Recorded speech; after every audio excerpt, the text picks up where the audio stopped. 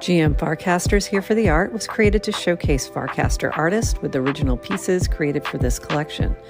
In addition, we interview the artist about their art and their Farcaster journey. Enjoy a highlight reel of our first 5 amazing artists: Max Jackson, Chris Corella, Chris co-created, Brian Morris, and Renee Campbell. And thank you to these amazing artists for making our Farcaster feed more beautiful with their art.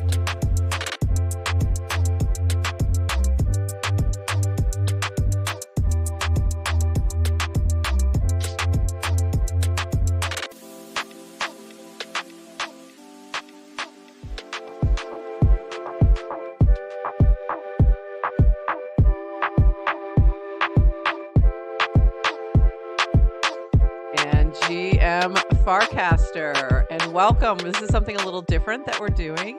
This is our first artist spotlight here for the art with Max Jackson. So what we're doing with this little series is focusing on the artists who fill our Warpcast timelines and really highlighting those sort of Farcaster native artists. And we're starting with Max, one of our favorites. And then I think your tech background too, and your developer background really plays well into blockchain art and crypto art and AI art, because you have an understanding of the tech side of it, but can then roll into the art focus as well and pull those together. And I think that's exactly what crypto art has an opportunity to do, is to use the tools just like we use paintbrushes, just like we use whatever, but having it not replace the artist. And I want to talk a little bit about my background and what this is all about, which is the new crypto art channel that you launched, and the DAO that you're going to be launching. Yes. You haven't launched it yet, correct? No, it's launched. We have our members. All right. Yeah, we're already writing up our public documents and steps. So let's talk about that. How did you, you launched the channel, Crypto Art Channel. What was the inspiration behind that? And then let's talk about the DAO, how that developed, why you decided to go in that direction. So for anybody who is an older Farcaster user, they know that there was not any dedicated place for people to post their NFTs, let alone shill their NFTs. And I arrived a year ago as an NFT artist thinking, oh, this is the absolute solution for us. We need to get away from Twitter. We need this crypto-centric platform. Look, there's an NFT tab on my profile. How cool is that? That's perfect. They must be building up this and that. And I was so excited. And then, unfortunately, it became apparent that the artist community was not the demographic that DWR and the team were focusing on. And that's okay. They have their plans. Dan likes to say, if you don't like it, go build your own client. And you know what, I'm going to take him up on that one of these days. But others have they've done just that. Well, I think it's important to know that if we go way back, you couldn't share images. Oh, I was for a while. That was there was no images either for a long time. So then that got added, and so it's been like step.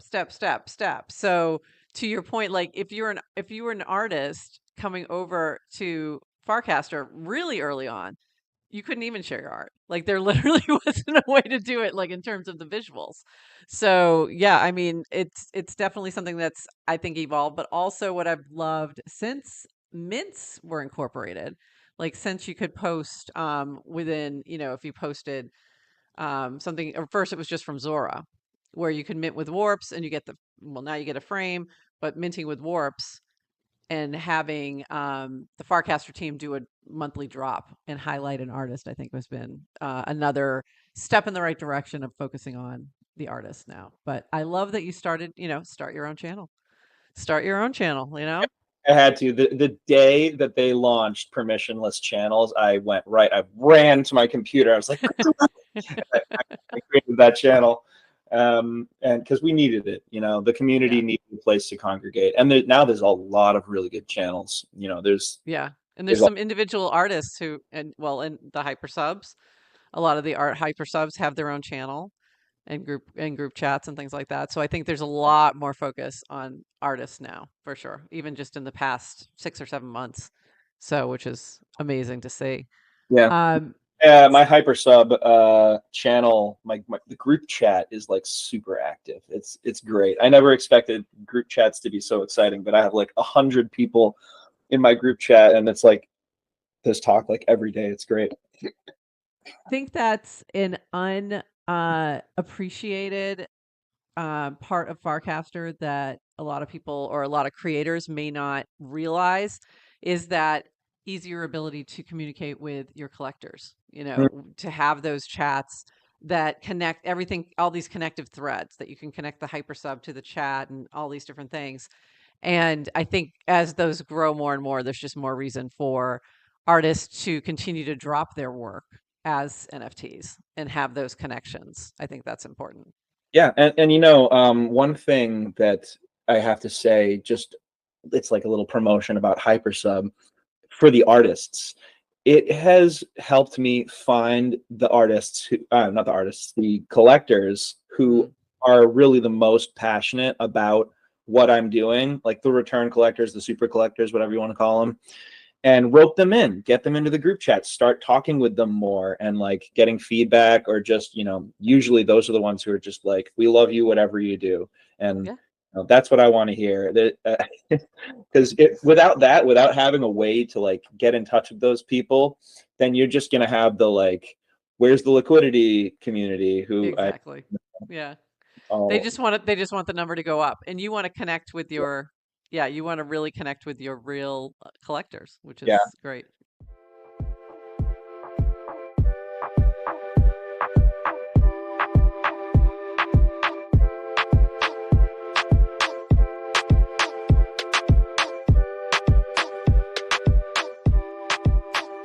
GM Farcaster. This is a very special episode here for the art with Chris Corella. And Chris and I are going to attempt something very, very challenging. We are not going to talk about DAOs. Maybe just a little, but we're definitely, this is not going to be a DAO conversation. We are going to talk about your art because Chris, a lot of people on Farcaster know you as the founder of Purple and from Nouns, but also you are primarily at heart an artist. And I want to really dive in to your art and your artist journey as part of this talk. And this is going to connect with your drop for Here for the Art for GM Farcaster's series that we're doing once a month with a Farcaster focused artist. Now we're cooking.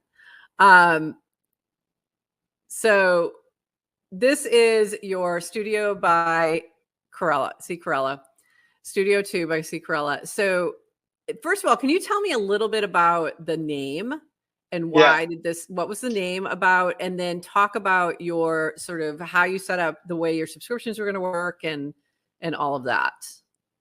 Yeah, sure. So Studio 2 is because this is my second proper studio. And so I talked about my studio in Love Long it. Island City, Great. which was like my studio for a long time, and really great. And then, through COVID and then life and all of this stuff, I wound up painting in the corner of a bedroom or, doing artwork from wherever. And so 6 months ago, moved down to Tegucigalpa, Honduras, and live in a Wow. house here with like a real proper studio. And so immediately in my head, it was just Studio 2 because this is the second studio. Before I have any sort of ambitions for Hypersub or anything, it was like Studio 2 in my head. And so then I came across Hypersub like very early. I think Oxum had the first one. I saw this. I thought like, oh, this is cool and something I want to experiment with, and I want to support the Fabric team and see what this is all about. There was no master plan here, although I think it turned out really well. And so then I really kind of overthought it. Like, what should these subscriptions be? And in fact, this I would like to simplify some more too. And so at first it was like this, which is, basically like get everything I meant. Actually, that wasn't even in the first version. I didn't quite know how to use it, right? So it was like get one edition a month, and then anything I do in between. That was sort of my plan. And then get access to this token gated space, and this token gated this. And like I made it like pretty complicated. And on here it still says like Yeah. get early access to my essays, which is still true. Yeah. But I haven't written an essay. You haven't written an Since I've essay, but you get early there's access to it if we yeah, do. exactly. Um, I love it. what I've ultimately decided is that like everything I mint, I want to send to my hyper Amazing. subs, and so I would simplify that a lot to like sign up and get everything I mint, and that's effectively how I've been operating. So that's how I started, right? I set the price very very low. I think it's like actually to sign up for a month, I think is less than one free mint on Zora. Wild. And so I intentionally was not optimizing for revenue. I was just wanted to get a collector base, you know. And so that's how I started. I got about 100 subscriptions really quickly. Then I kind of went into this kind of hyper mimetic art mode, partially because of hypersub. And you know, like before hypersub or like when you're just getting started as an artist or before anyone is taking notice, you'll like mint an NFT and like 3 or 4 people mint it, and it's cool and I'm grateful and but it was not like super motivating, you know, just didn't, my Instagram account was so much bigger that like if I posted art there, like more people saw it. But then once I had 100 people in my hypersub and everything I minted went to 100 people who liked my artwork, that was like super rewarding to me, and then was just encouraging. And then I like just picked up the pace. We can talk separately It's about amazing. like I know I how, need to go through some of these pieces because you have yeah, definite different vibes happening here. So yeah. let's dig into a little bit on some of these. Um, so this has been like this sort of abstract, not glitchy. What would you call this? Like what is the Um, title? What would you call this? Yeah, so in my head, it's animated Bauhaus. So it's like inspired by the Bauhaus movement, but it's animated. Oh, And cool. Okay. that's not what I think of when I think of Bauhaus. And I can't say I'm, you know, first of all, so long ago, animation was a whole different beast. Right. But I don't know if there were animators back then, but that was what I was trying to do here. I've long been obsessed with like Bauhaus or geometric art, and then every time I do it, and I can do some stuff I really like, it feels very derivative. And so I never really released my kind of Bauhaus stuff or my geometric stuff, which is like what I really love. But then once I started animating them, I started to realize like, oh, cool, this is the essence of what I love about this kind of art, and it doesn't feel derivative. And so that's I the Purple love Energy this so series. much. This one I has been so fun. There's so many cool ones that you have in here, and they're kind of mixed in. But I want to talk uh, about this too because this seems like a takeoff. This seems like taking that and sort of mixing it with a different energy here. yeah, I so love yeah, what you've been going with these. They're so thank cool. you, So how did thank you. this come about? You can scroll down to First Kiss, which is probably when I started this. Oops, Um, hold on. so one thing I'll say, these purple energies, if you find purple energy number one, which Ooh, you there's don't a have to ooh. I you don't have to love scroll, this but one by the way with the uh, with the arch, of course. yes, Oh, is this cool. first kiss? This is That's first number kiss. two. That's The number one right two. before that. Here's number Number one. one. So Um, cute. so, so let me just say, if you go all the way back to, and I'm not asking you to scroll because it might take you a while, but Energy number one was created like when Frames came out, and then That's right. the growth of Farcaster was like crazy, you know. And it's like I've been Yep. at Farcaster forever now, so that was like a real moment for a lot of us who, were We've used to been just here for talking a to our minute. Yeah. yeah, we used Ooh, to I talking to love our 10 this one friends. too. This sketchbook number one. This That's is right. So I want very to do more of these beautiful. sketchbooks. This is Beautiful. kind of before I animate what these things might look like. Um, Oh, that makes a lot of so sense. so Purple Look at Energy this number one. one was literally that's four, cool. Three, I love this one. That was for Valentine's St. Day. The Valentine's. This is uh two, and this is that's two, one. and here's Is one, this right? one? This And is one, so yeah, right? that's Yeah. number one. And so that Love was that. like I was really trying to harness that energy. It was like just such a crazy moment. And that's what this is all about. And through that, learned this animation technique. And then people really liked it and asked for more. And Loved so it. then I started Yep. doing two and three. And in my head, it was like, okay, cool, I've done four, I'm done. And then people kept asking for more. And so I've just continued this series. But I through love that, it. kind of learned how to animate with AI. And so then was doing this work. And then from that, started to explore other animations.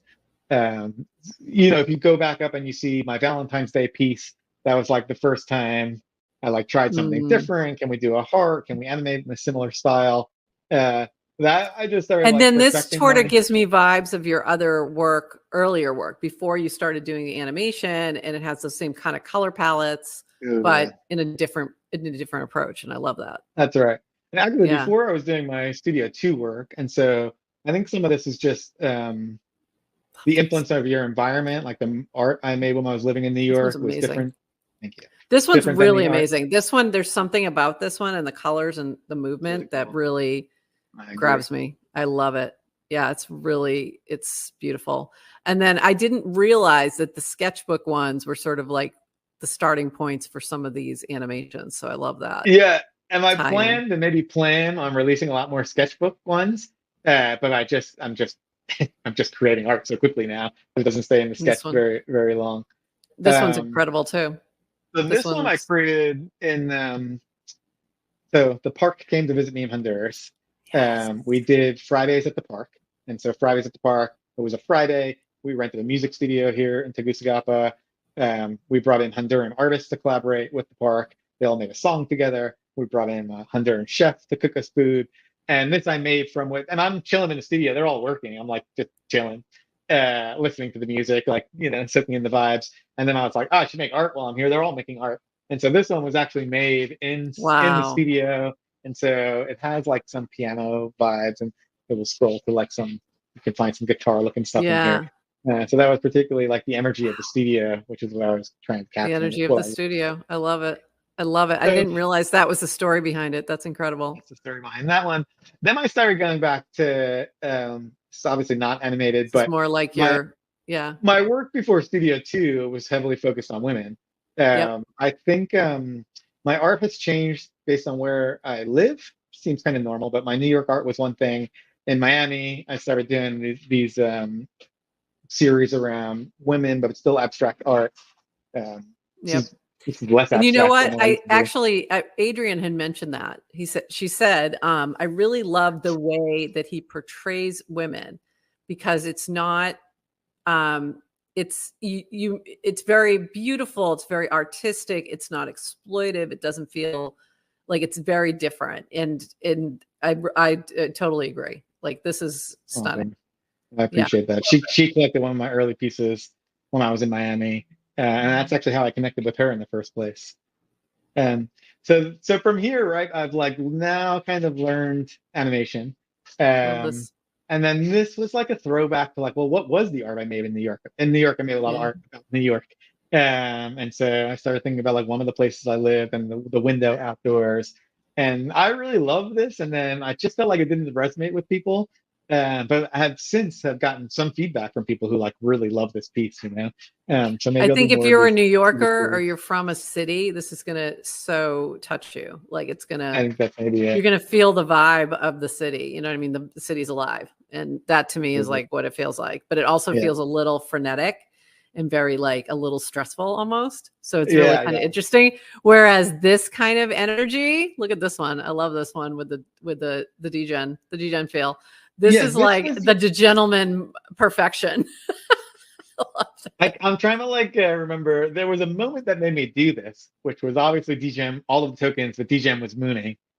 I think maybe this was claim day, Was like the this one second on airdrop. degen? Or no, it's higher. So I didn't know if that was it. Oh, They all say higher because that's just my thing. But that did mint for DGEM. okay.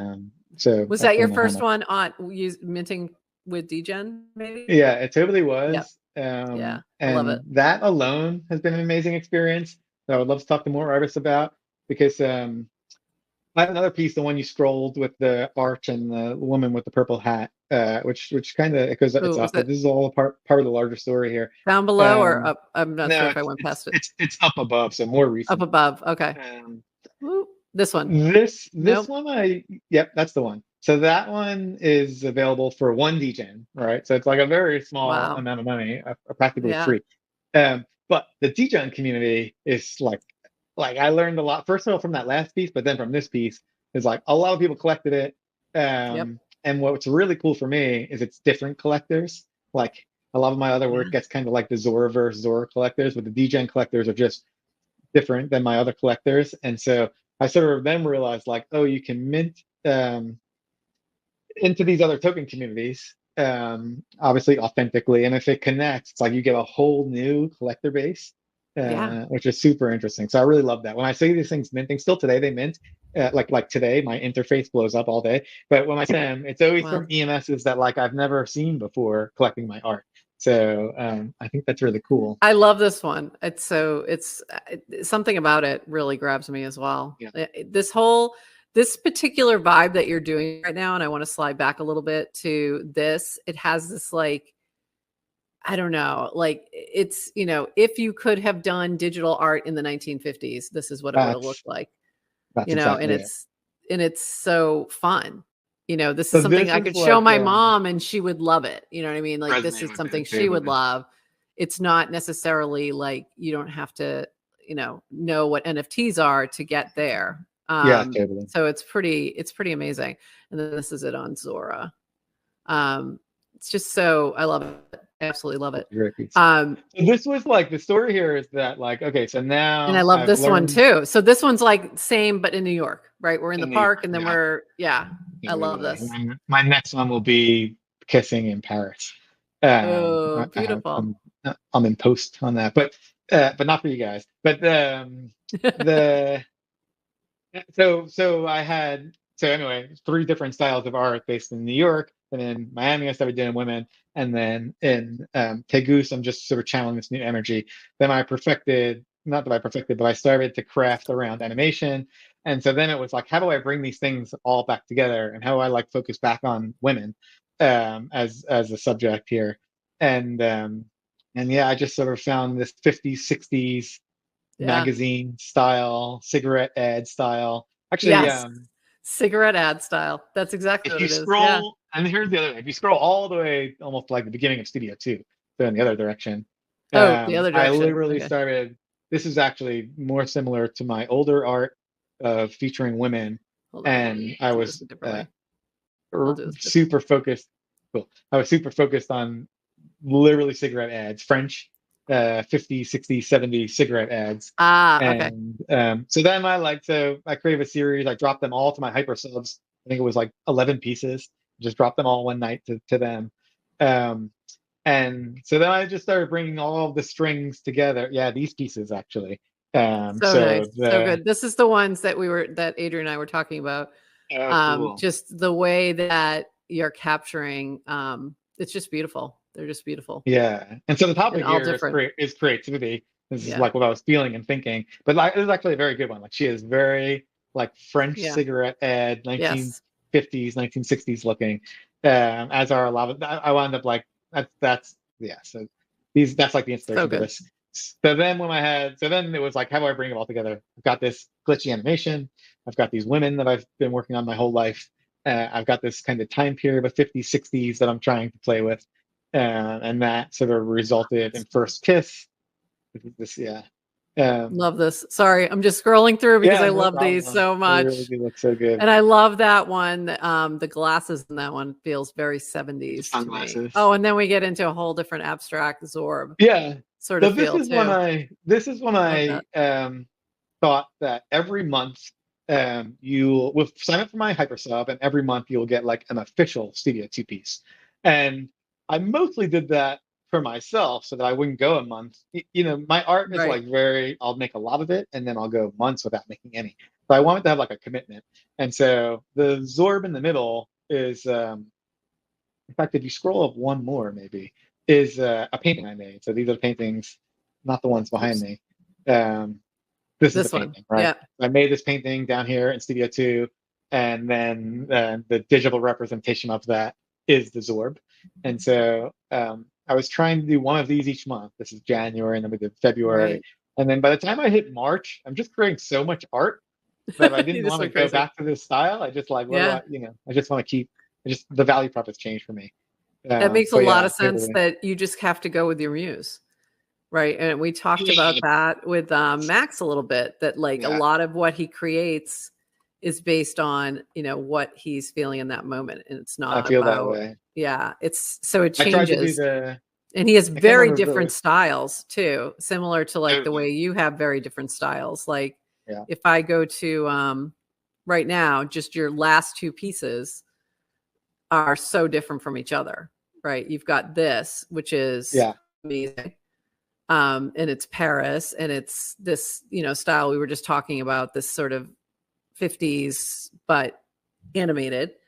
And then the one right after that is Purple Energy 9. Right. So Yeah, I think different. like Same I used to techniques think a little bit, but not so different, like completely different. very different, totally. Yeah, because I mean, you have different feelings when you make things. Yeah. But Yeah, I of always course. thought like in that traditional skeuomorphic gallery mentality that you had like a style and you had to stick to that style and people like would Right. recognize your style. And then like last year I was inspired by like some of like the prolific outputters. And so, Jacob was Mm, telling me just mint every day. Light started telling mint me everything. mint Yep. every day. Gammy mints all the time. And I was like buying what they were selling. I'm like, yeah, I should be minting everything all the time. And then it's still want to practice. And then two, it's like intimidating at first. And then I started doing it. And that sort of Studio 2 is sort of the representation of me doing that. And now I'm just cranking out stuff all of the time, And so even if it's I'm trying something new, I want my collectors to have it, right? So that's the sketchbook. The sketchbook was an idea of like, as an artist, I think all artists feel Right. this way. It's like there's so much stuff you don't release because you don't feel it's good enough. And as what I consider like a mimetic artist, I think that's just not. You just have to release stuff, like show Yeah, people your stuff. absolutely.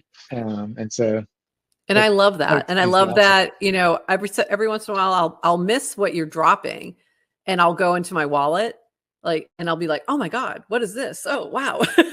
Just because Yeah. I'm looking for something on OpenSea and I'm like, oh, I didn't even see him drop this one. This is amazing. And Yeah. I it's mean, one so bummer that's about the that's definitely the benefit of Hypersub is that you totally, do get these incredible pieces. You don't miss the mint. It's in your wallet totally, and it's totally. amazing. So I love that. I And love like on that. one hand, there's just so much going on that of Yeah, course you miss stuff. Like I of miss like course. my friends drop new products that Yeah, I find out about later, right? Because there's just so much going on now. so Um, much. the one thing I'll say is a bummer is that OpenSea hides everything that's airdropped, right? As like a spam Yep. prevention. I always check And now. so, right. And so I often like will go in, like Yep. it'll be a couple of weeks and I'll go looking for something specific, like you mentioned in my hidden Yeah. folder. And then I see all of the hyper subs I'm Yep. signed up to. I've now got into the habit of when I go in to OpenSea, like I'll check a couple times a week. If I'm not specifically going for something and just make sure I check my hidden file because now with Hypersub, I got a ton in there.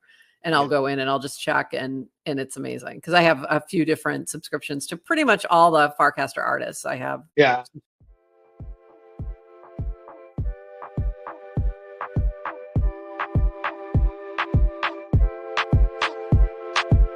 GM Farcaster. We are here for another artist spotlight for Here for the Art.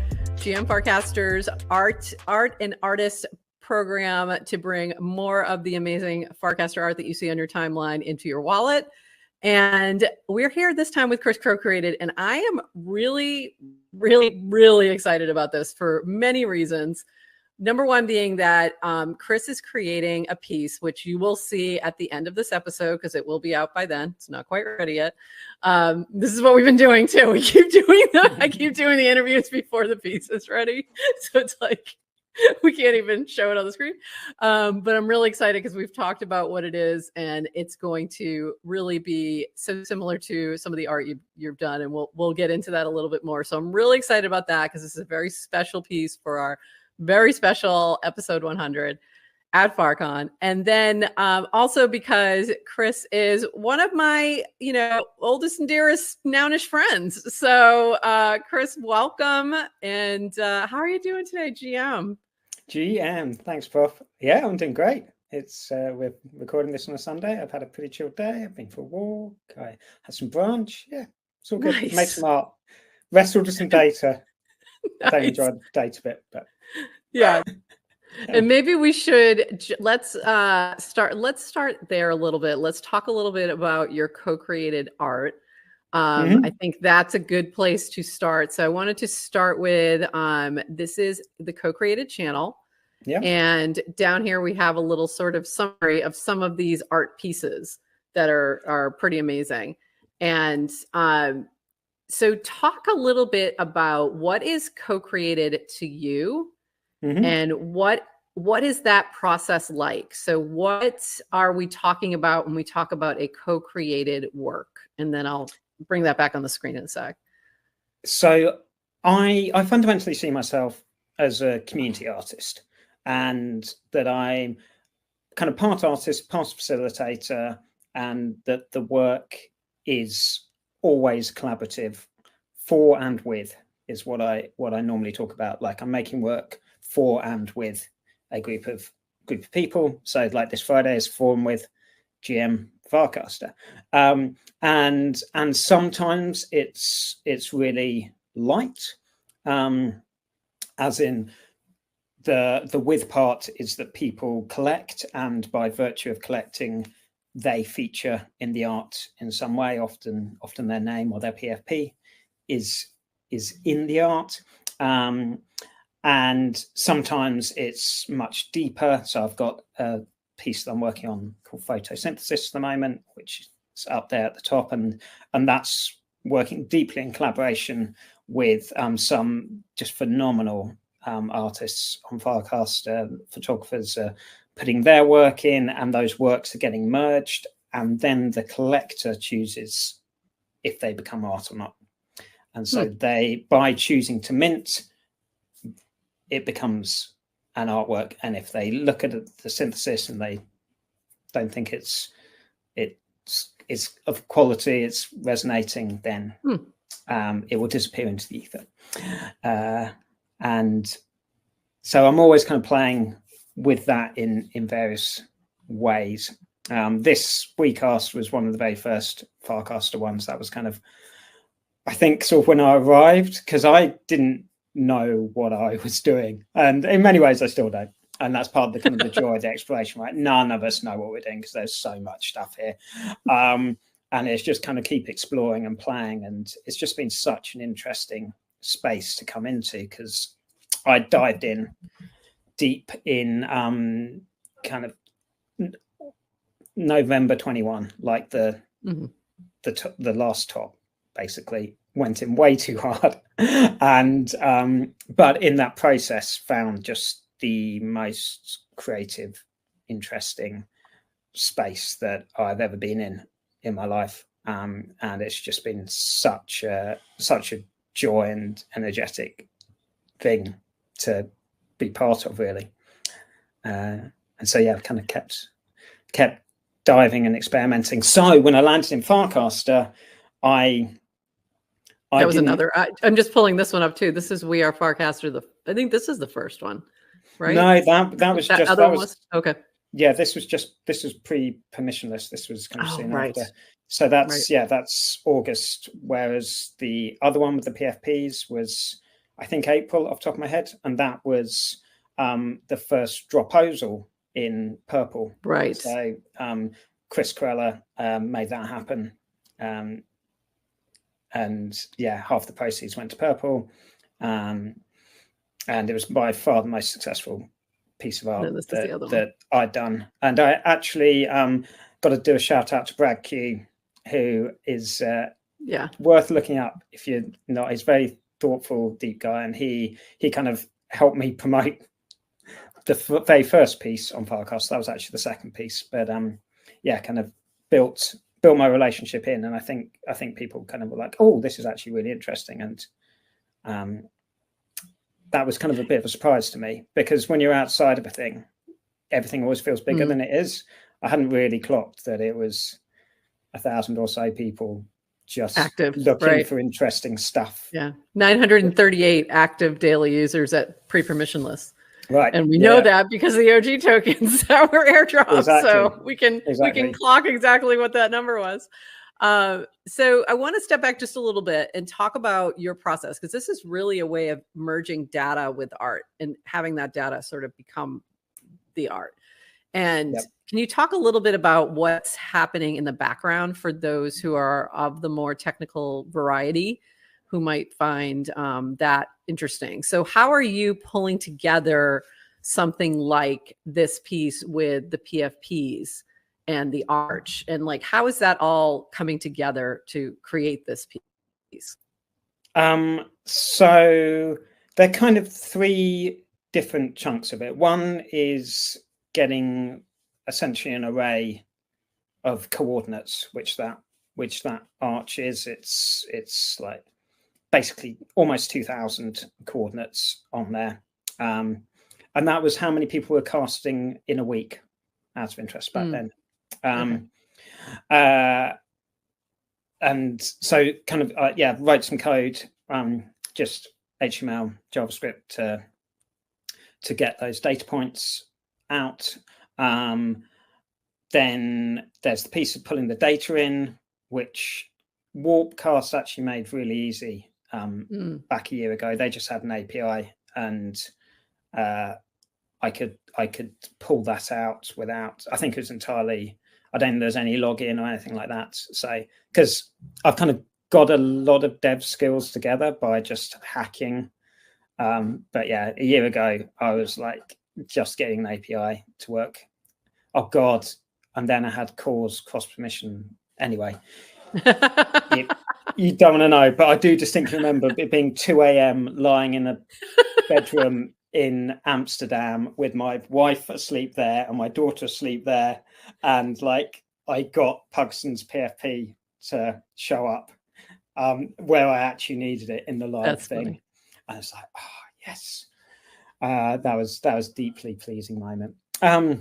Anyway, so that was literally just kind of an API call at the point. But now I'm using either Naynar or Airstack or a combination of the two to get the data out. And actually, both those guys deserve a massive shout out because the support's just been incredible. Rish, and like I've been just texting with him today and the whole team because about stuff, and it's like Sunday afternoon or whatever, and they're just constantly on it, building and improving. The Airstack guys, I ran up a bill for 300 quid the other week because I just hadn't implemented a loop properly. Oh, wow. Just trying to pull some data, and like at some point, you know, when a bit of code's been running a long time, and you're like, this doesn't feel right. I was just talking about something similar. It's like something happens, and you're like, this doesn't feel right. Doesn't feel right. This can't be right. Something's wrong. Yeah. And they just write it off. Amazing. Just like, amazing. It's fine. And I have to say, we're in this, and you know, Adrian and I talk about this all the time, that, you know, we're in this little incubator, and we're always trying these new, we're essentially just beta testers, just, you know, Warpcast beta, just constant beta testing of things. So you have to have some kind of patience, not only for, you know, the teams, but also the users, right? Who might mess something up or, you know, do something wrong because, you know, you may not have even thought they were going to use that in that way or whatever it is. So there's always these like learning moments, which is what makes it exciting, right? That's what makes it, this whole entire ecosystem, so fun. And I love that, you know, for me, like NFTs are all about this intersection of art and tech, and nouns is in particular that we've, you know, got to know each other through that's exactly what that is, right? The intersection of art and tech. And so I feel like, you know, you're really displaying that in your work. It's really about that, you know, on the back end, that text on the back end, and the front end is this beautiful art that, you know, comes from all the work that's happening in the back end. And that's just so symbolic of everything we're doing here with everything that that we're a part of. So it's pretty exciting. That's very cool. Yeah. But I love that you're like awake trying to get that one thing to pop. And I had those moments where it's like 2 a.m. and then finally something works, and you're like, yeah. Finally, that thing that you're like, this won't work. Why won't it work? Yeah.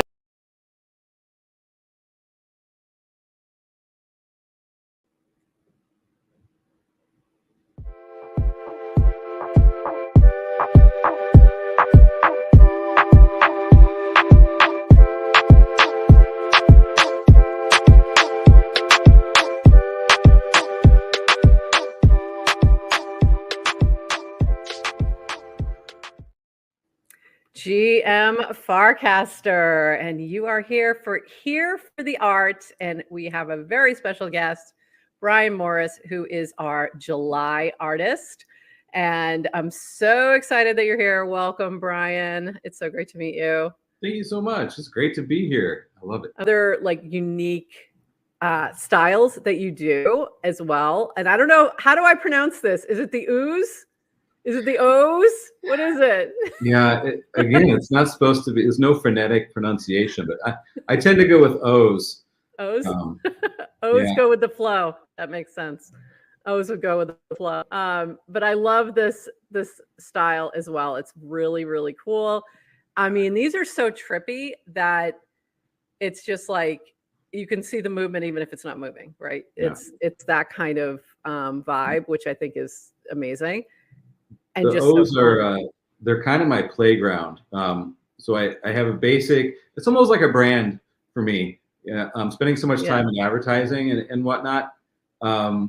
Limiting myself to blue background, googly eyes, multiple googly eyes that are conjoined, and red lips. Like what do I feel like making with those basic ingredients? And it's kind of, it just goes where it wants to go. They really do kind of go with wherever my energy is.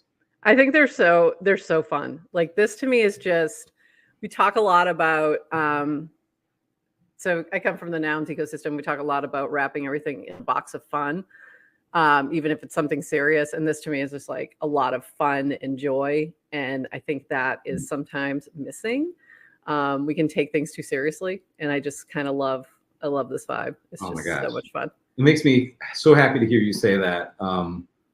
In a lot of ways, these are a reaction to the seriousness that I have to put into some of my work. Like the Mona Lisa, I mean, that was months of staring into glass, like looking at this thing, making it happen. And that, it weighs on you. And so doing these very fun burst, I might sketch it in a sketchbook and then draw it digitally 6 months later. But like just in the moment, quick hit illustrations, they make me feel good. So I'm glad that it comes through. It totally comes through. And I think that's, that to me is like the core of the artist, is that a lot of times they're making things for themselves, right? It's not necessarily for an audience, as opposed to like when you're working in corporate, when you're working in advertising, when you're working in marketing, graphic design, and you're really about, serving somebody else's purpose or serving someone else's goals, and not as much necessarily about what for you. So you're going to need, if you're doing that all the time, you need these outlets of just your own creativity, or you're going to lose it. It's kind of use it or lose it, right? Man, I can't agree with you more. In fact, it's one of the catalysts for me leaving corporate was really, I put my art in a box, and that box being my available time outside of working 80 to 90 hours a week, traveling. I have 2 kids. I own multiple properties in Chicago. I have I build classic cars. And my art had this much time. And after like 20 something years of working in corporate, that wasn't enough anymore. And it was just like a full break into just, where's my energy you want to be creatively? Just go do that and be damned if it works or not, because I was helping people make their dreams come true in organizations and putting mine on the side. And I had to stop that. So was Web3 the thing that helped you to do that, or was that journey starting before you got into Web3? It started before. I got interested in Web3 more from its the capabilities of smart contracts. I was working with a lot of large organizations that were doing transactions the old-fashioned way, and managing businesses in kind of the same way they were in the 60s and 70s. And so I saw blockchain as I still think it's going to change the world. And I got interested in it for really as a way to help my clients. And I had heard of CryptoPunks, and I had seen a kitty. Like I knew a little bit, and I had a wallet, and I've held Bitcoin. I've had Bitcoin for quite some time, So like I've always been a believer, but it wasn't until Clubhouse, and Clubhouse was another thing where I was doing a lot of social media engagements, and so always trying new platforms, which is how I got on Farcaster. Just trying new things and new tools, and ran into some artists that were talking about NFTs and asked a few questions, and then a few months later, selling work on Foundation. Wow. So it was kind of a wild, started with how do we use this technology to help some enterprises do business better, to how do I sell a picture of a pink skull, yeah. months.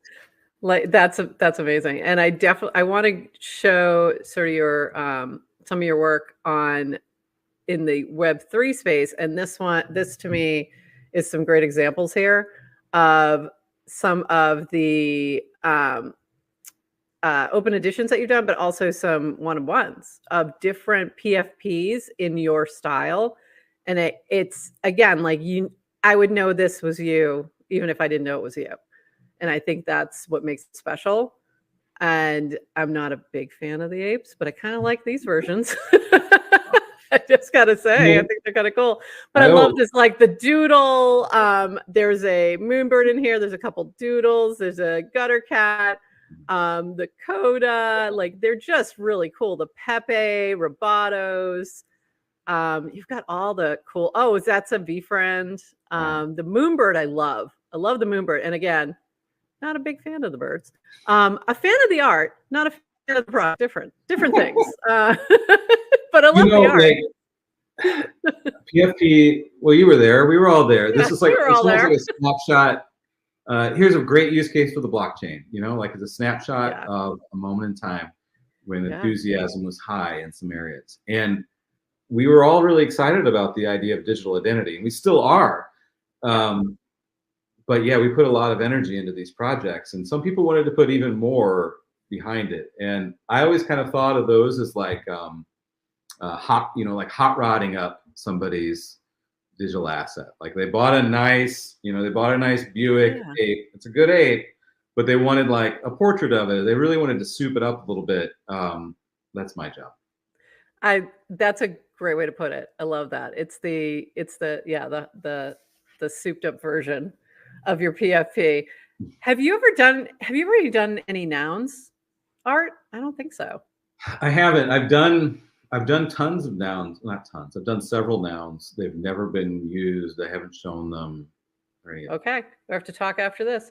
We might have to make that happen. Shout out to Symbiotech and Toady Hawk there. I think they'll get on this.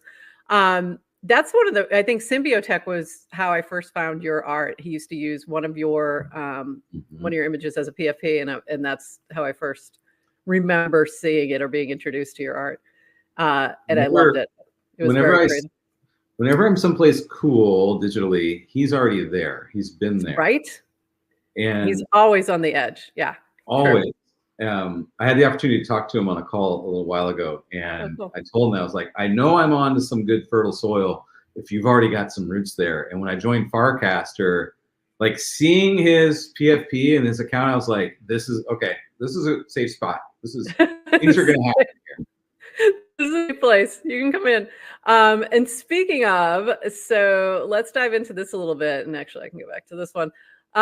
So you jumped on Farcaster not that long ago, but I feel like you really dove in a big way. So probably maybe 6 months ago. Am I right in that time frame? I'm not sure. Maybe it was sooner. My FID is like 14,000, I think. Oh, okay. So that's not bad. So you're at least back in the fall. You must have been before the 20,000, which was like October. So, so you're fairly early then. That's great. And then I feel like, there's a lot of churn. We have a lot of artists come and go. And I feel like you really dove in. You created a channel for the ooze. And I love that you're sharing other artists like Food Masku here. Sharing like different things. Like I love that, you're doing. I love seeing your ooze on the coffee, on denim coffee. I think that's great. So, really kind of diving in and sharing and what I see the difference between folks who come in and look for like the immediate, like what can I get from Farcaster rather than what can I contribute. And I feel like you've really been the what can I contribute here and diving in and connecting with people. And I think, what I think about Farcaster, it's a social network. It's not social media. And if you treat it like a social network, you get a huge amount out of it. And I don't know if that's been your experience or not, but that's definitely for me. I think you articulated the same way that I try to tell other people about it, which is it's not social media, it's a social network. And if you think about it like LinkedIn from a year and a half ago, not LinkedIn today, but like LinkedIn from a year and a half ago, if you kind of approach or Facebook, like Facebook circa, 2006. Right. Yeah, like it was 2007, something like that. Yeah. And it ebbs and flows. Some weeks where I'm like, here's a bunch of stuff I'm making. And then other weeks it's like, I'm just going to go hang out in other people's conversations and either affirm their beliefs or challenge their values. And we'll see what happens. I am very similar in that. I try to do more. I think the reply guys have it down. Like they know what they're doing. Like they get in those replies, and I do think that's how you connect. Is like seeing what other people are interested in, finding the folks that you have similar interests or that are talking about something that's interesting, and you can learn something.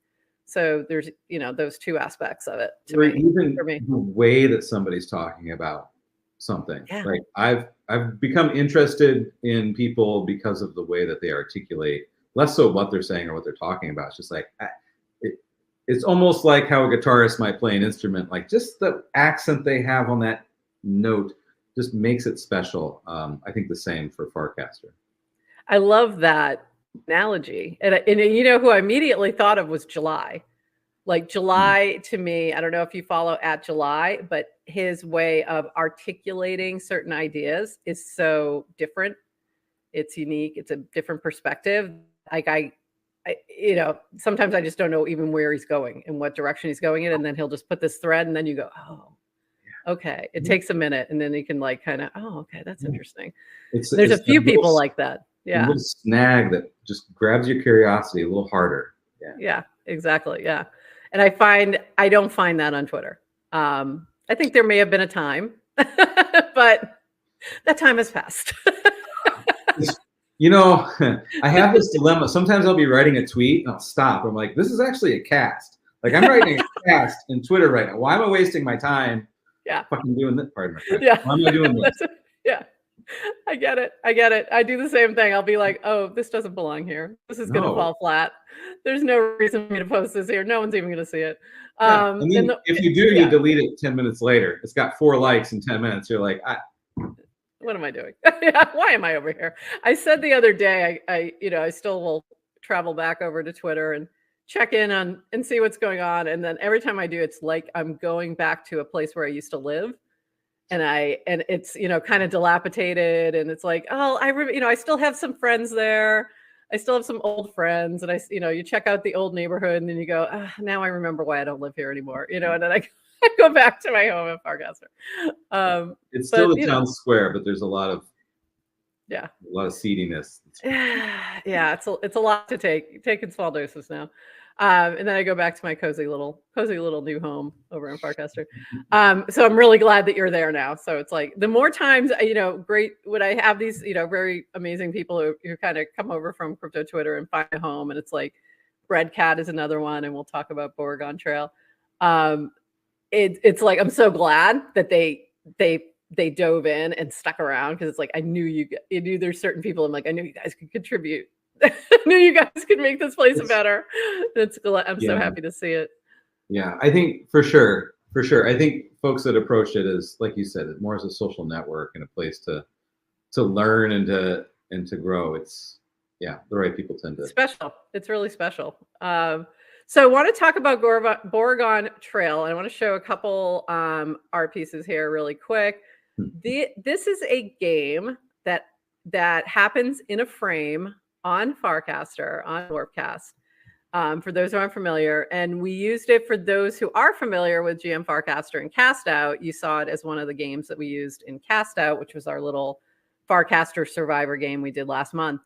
And that's when I learned that you had done the art for it. I had no idea. I just loved it. And I think I was shouting it out, and I was saying something to Breadcat. I'm like, oh my God, you've added so much more cool GIF art here, glitch art.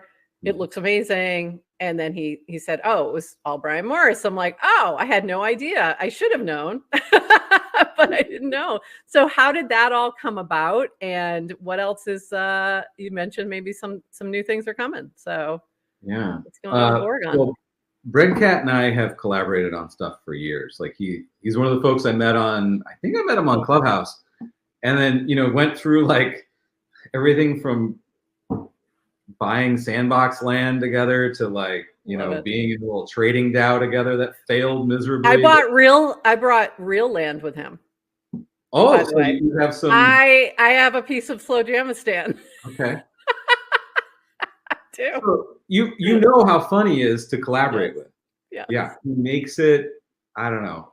He makes it fun. He vibes so well and open to all ideas and never says no, always says, and then we can. And so this was another one of those moments where he's like, hey, I reached out to this guy. He said, Board Elon wanted to build this thing, and I think we can do it. And do you want to help? And, a few days later, we had like he had a working prototype.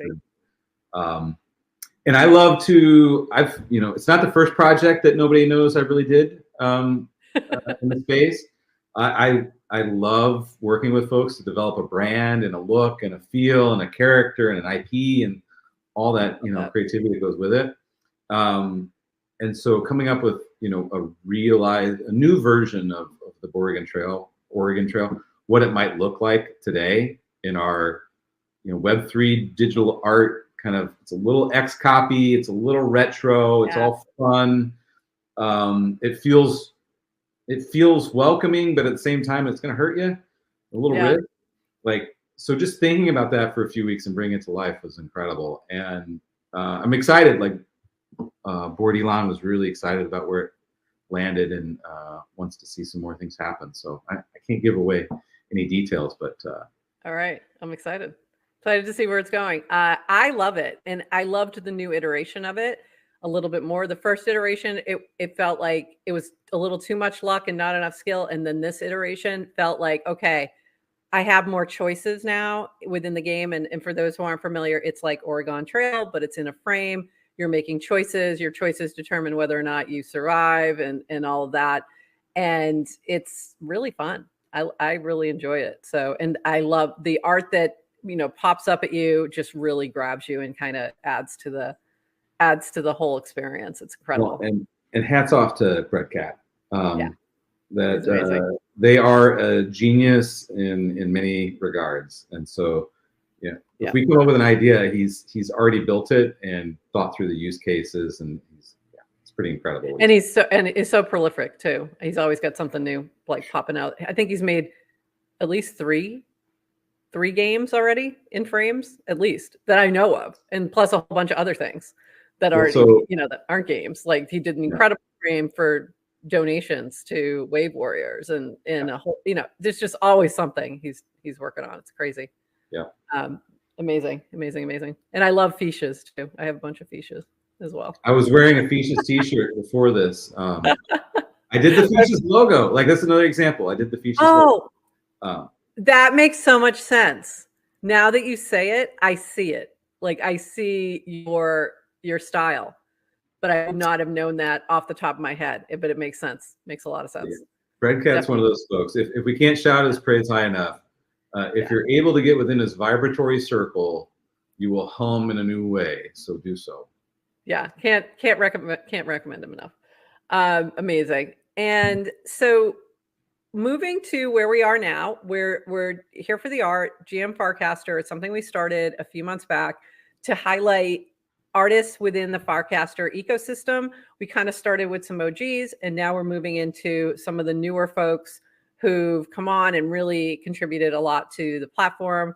And the only prompt we give any of the artists is something that speaks Farcaster, something that speaks GM, or both, or whatever is, whatever vibes for you when I say those words. And that's it. And we've just left it completely open, and it's been all over the place, and I've loved it because I love seeing the artist's take on something very broad and just see where you go with it. And I'm So can you give us any, like, we don't have a final version yet. When this drops, we'll be dropping the art piece as well.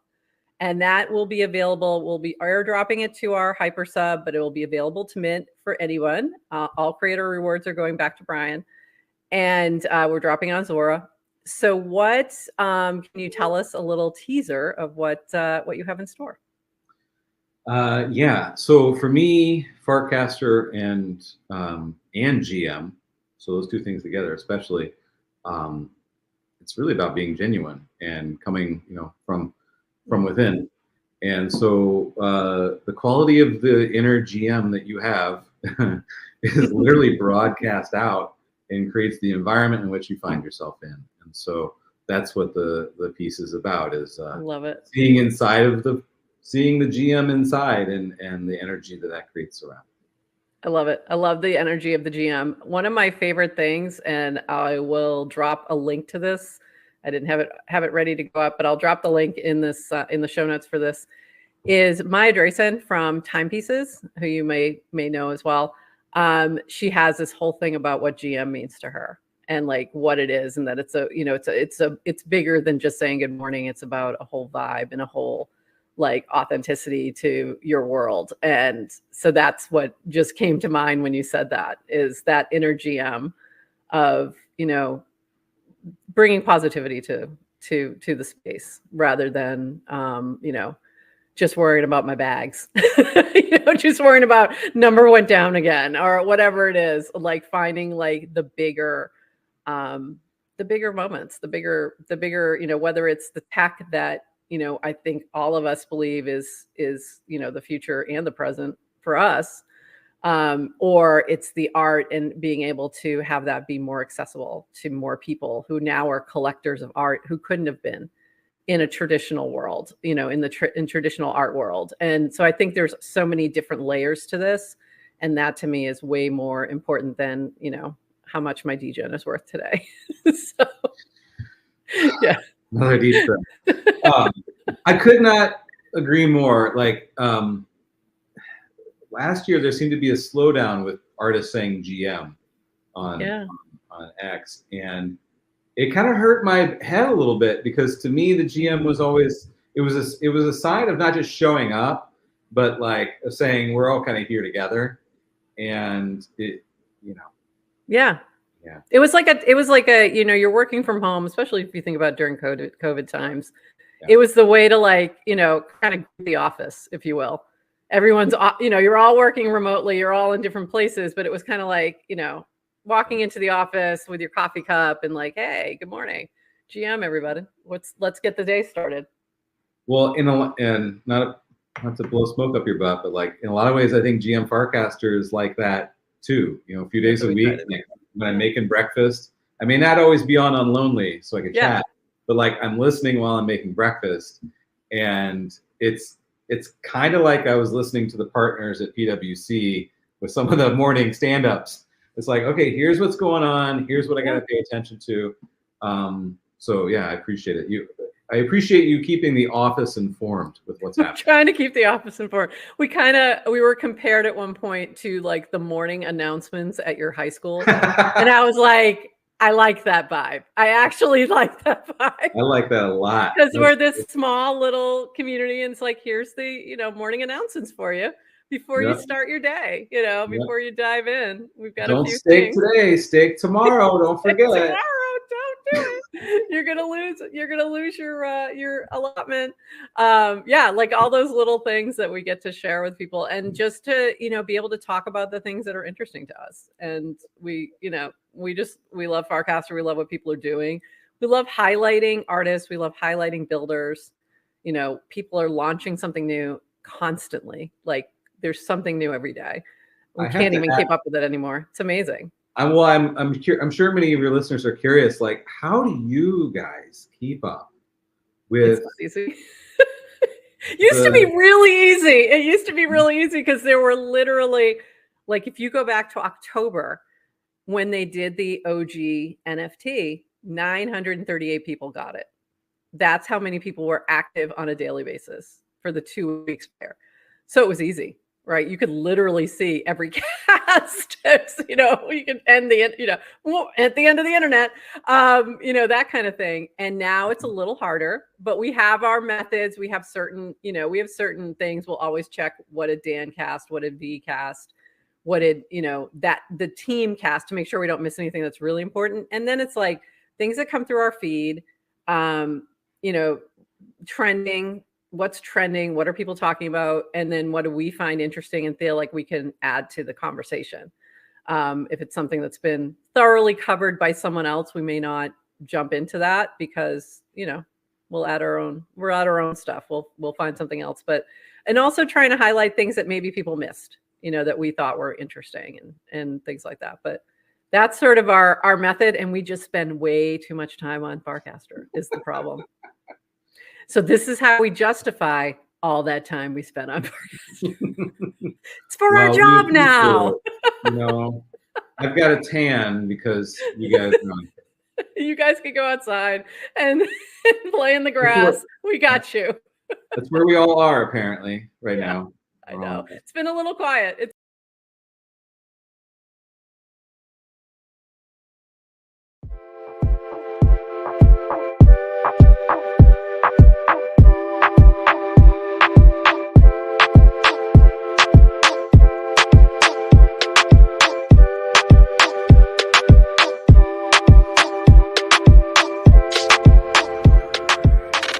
GM Farcaster, you're here for the art, and today we are chatting with Renee Campbell, an amazing artist who I've been a little bit obsessed with for a while now. So we're going to talk about her artist journey, and then how she moved into Web3, and then how she ended up on Farcaster and has blessed us all with some amazing art on the timeline, and I'm so grateful.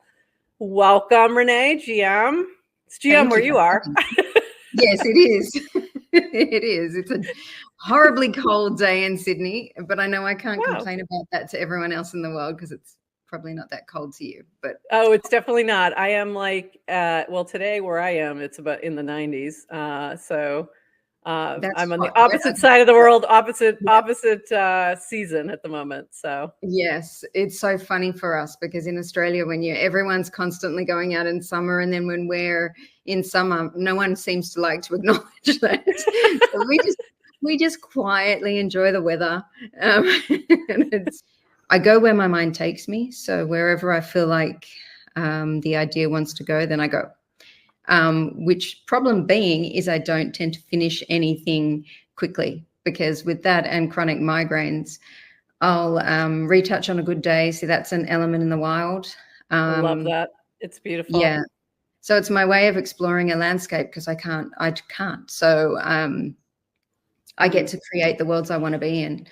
I know. Just chill, buddy. Yeah. He wants to add. He has his 2 cents. He wants to support. That's him saying he wants pets. He wants pets. I love this. This one is so beautiful. It has such movement to it. So this is sort of taking the macro photography of different flowers, using AI to sort of create the world around it, and then and interpret it. And it's such a unique approach. I don't think I've seen anyone else doing something similar. Are there others who are doing anything related to like the sort of macro photography? Don't think so. I don't think so. So that one is created from that. The image below is the element. So that's the element that created that element in the world. So it's traveled. Pippin, just come here, bud. Poor guy. So needy. He just wants love. So beautiful. But I really love like how you've taken that and then created this. Like it's just such a great interpretation that is really amazing. So when is this releasing? Are you going to be releasing the elements? Yeah, the elements I'm still working on. So I'm probably halfway through retouching them. And so from that point, I will release them. But I would like to make them print as well. So I just have to get a whole load of stuff organized. Because originally when I started creating them, it was because I wanted 3 of them on a wall in my house. I love and it. then it was from that it grew. But as you can, to me, that still looks like a petal. It's like a dancing petal that's falling. And that's what the motivation is the whole time. It's just, my work is always about, most of the time, is about just being relaxing and meditative when you look at it. And that's what I want in my life. I live with a lot of pain. I live with 3 crazy boys. My house is very loud, and I just want to break. And so when I go and shoot or when I create, I'm very hyper-focused on that. So I often don't hear anything that's going on around me. So that the whole idea for me is that escape is what I want you guys to feel when you look at the work. And It it's definitely, I feel that, it's very soothing. You feel like when I look at this other, landscape, it feels like what a relaxing place to be. Amazing. So it's definitely coming across in your work for sure. Yeah, because that's always my plan. And I want to create something no one has seen before, because to me, it just seems like, why wouldn't I? I want to be excited by it. So I want to have not seen it before. Therefore, that's what I want to show you guys. And I want it to be calm. And the only time it isn't is when I've shown you a piece, when I'm using movement in photography. I'm still exploring it, but I find it really interesting because it's got these crazy movements. So it's crazy and calm at the same time. So I'm trying to work through those and just see where I'm going with it. But it's a little collection that slowly builds. Once again, I just share before I mint. Yeah, and I love the flow of it. There's just such a flow. Yeah. I think dancing is a great analogy to what's happening. It definitely feels like this, because dancing can be chaotic, it can be soothing, it can be many things, and you can kind of feel that in that flow. Yeah, well, dancing and music to me they're the ultimate art forms, because you can feel so much depending on the song you're listening to or the choreography you're watching. There's so much feeling in it. So I'm just trying to translate that in a still. And I love this one as well. This was bronze. This was your first? Yes. That was on base, correct? Yes, that was my first pre-mint. And again, to me, it's a dancer. Like every time I look at them, that's what I'm trying to do. And it's a very unusual color scheme for me. I don't usually put a gray in there. But that one, I think it was originally like purple and pink or something. And I went, no, that color doesn't work for this shape. So I switched it up. I love it. And so orange is one of my favorite colors. So that anything that's orange always grabs my attention. This one like leaped out at me and I was like, okay, we're minting lots of these. I love this one. And then I gave it away. Like I was like, you guys got to go check this out. This is amazing. It just really grabbed me. But when we were just talking about dancing, this is the one that popped in my head because you can feel it. It almost feels like a ballroom dancer's skirt when they flip it and twist it. If you think about that, like that to me is what I see when I look at this.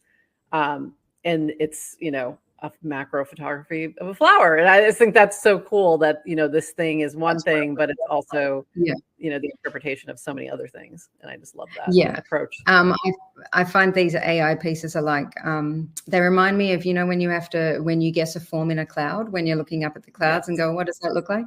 That's how I see these pieces, because it's like, oh, that reminds me of, and it can be interpreted in so many ways, which having said that, so can my photography. People see a lot of different things in each piece. And I like that. I like that because I personally want to have stuff on the wall, like what's behind me. I want to have stuff that I don't necessarily know exactly what it is, but it just makes me feel something. So that's why I look at those two every day, because they're just calming and they're colorful, which clearly I like color, and calming. I love that. And so you started a couple channels. We're going to jump back a little bit and talk about your sort of journey onto Farcaster. You do have a couple of channels on Farcaster that I definitely want to encourage everybody to go check out. Flora is one of them.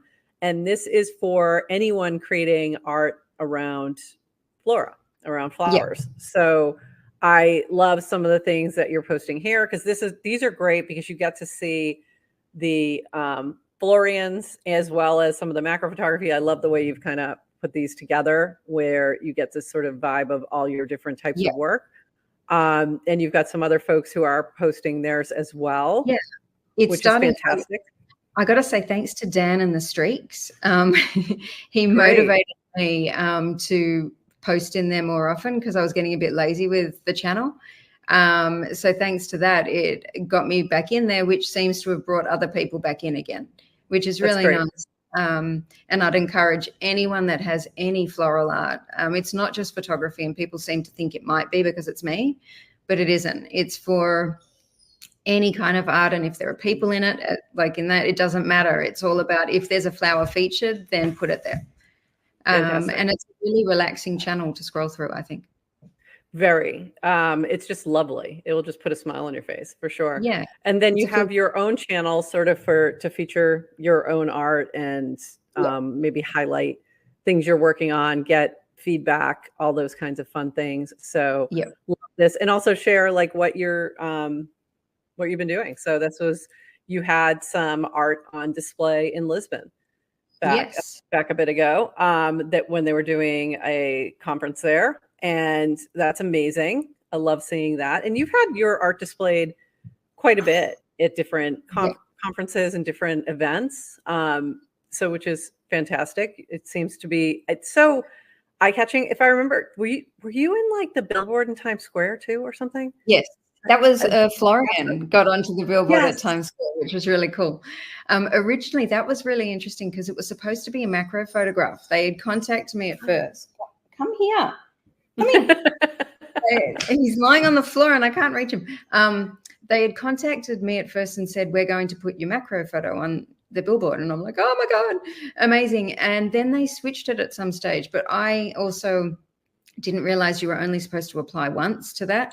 So applied with a photo and with an AI piece because I fit into different genres. And then I got both AI and photography on their tickets. And then I got on billboard. Right. Fantastic. So no, that's right. I forgot about the tickets. That's what it was. You were on the tickets too. I remember that. So that was what a fantastic experience. That's great. I love that. You've kind of, you came into Farcaster like not that long ago. About how long ago did you come on? Like 7 months? Early 5 months ago. Yeah. 5 months ago. But I love that you sort of dove in right away and started to like just connect and start casting. So what sort of prompted you to join Farcaster, jump on Farcaster, and what has kept you coming back? Okay, so this is something I find hard to answer because for the life of me, for the last few months, I'm trying to remember what it was that got me here. There was someone's tweet, something happened that I went, I'll try it out. And I never do anything. I do things by feel in life. I don't plan. Excuse me. I don't plan. So it was one day someone had tweeted something, made me interested. So I went, I'll go check it out. And from the moment I came into Farcaster, I was like, I was sold. It was immediate to me. I took to it. I love the channels. I love the freshness of it. I love that you wake up like every morning and I go, okay, what 5 new things have been invented overnight?